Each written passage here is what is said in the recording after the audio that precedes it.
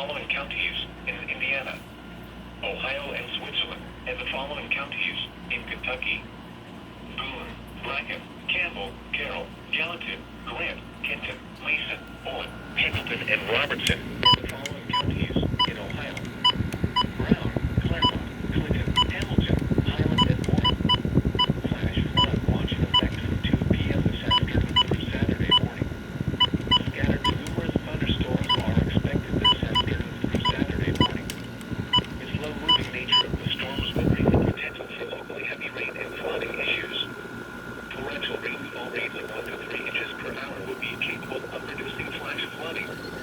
People in the watched area should keep an eye on the weather and be prepared for immediate action should heavy rains and flooding occur or a flash flood warning be issued. Avoid low-lying areas and be careful when approaching highway dips and underpasses.